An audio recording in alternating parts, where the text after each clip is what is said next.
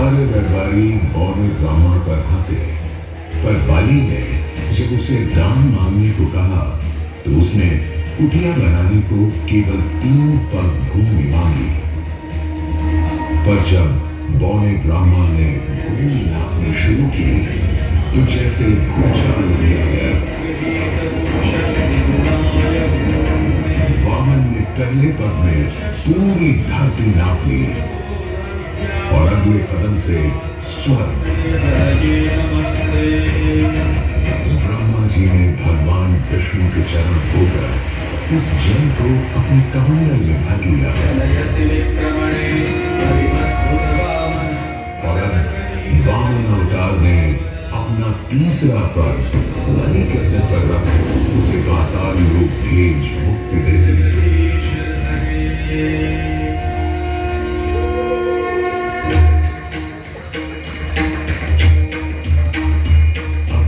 लोक में भगवान ब्रह्मा जी ने जब चरणामृत में हाथ डाला तो वहीं से निकल आई चंचल निर्मल धवल गंगा जी।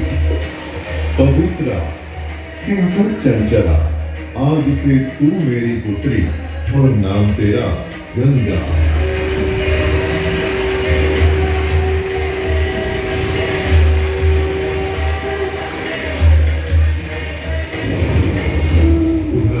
समय बाद सतयुग में इक्ष्वाकु कुल के सूर्यवंशी राजा सगर ने सारे संसार को जीतने के लिए एक अश्वमेध यज्ञ का संकल्प किया।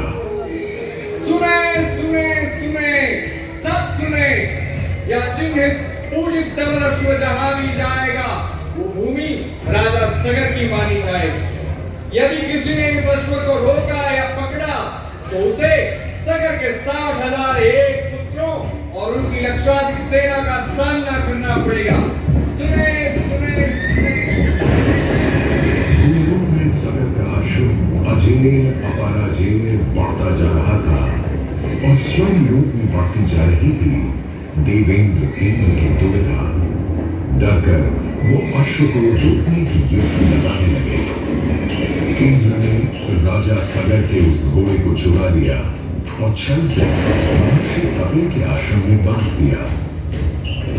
घोड़े को खोजते हुए राजा सगर के 60,000 पुत्र महर्षि कपिल के आश्रम में पहुंचे। वहां घोड़े को बंधा हुआ देख क्रोधित पुत्रों ने कपिल मुनि को घोड़ा चोर समझा और उन्हें अपशब्द कहने लगे।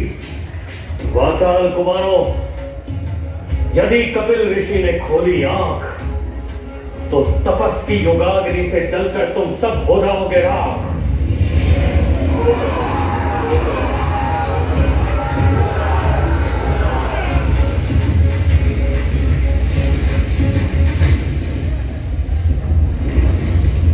उधर सगर थे चिंतित। न अश्व का पता था, न पुत्रों का कोई समाचार। पिता का दुख देख पुत्र अंशुमन चल पड़े खोज पर। जब महर्षि कपिल के आश्रम पहुंचे तो देखा अश्व को और साथ ही अपने 60,000 भाइयों की भस्म को। महर्षि से की क्षमा याचना और पूछा तर्पण का उपाय।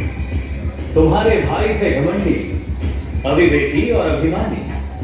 भस्म कर दिया उन्हें मैंने, जो उन्होंने मेरी नहीं मानी। गंगा जल, केवल गंगा जल ही दे सकता है मुक्ति उन्हें, जो भस्म हुए तुम्हारे परिजन। अंशुमन को अपने भाइयों के तर्पण के लिए गंगा को लाने का बहुत मन था, किंतु किसी को राजधर्म भी तो निभाना था और राज भी चलाना था। देखते देखते 7 पीढ़ियां गुजर गईं, पर 7 पीढ़ियों के बाद समय आने पर राजकुमार भगीरथ ने राजा बनने से साफ मना कर दिया।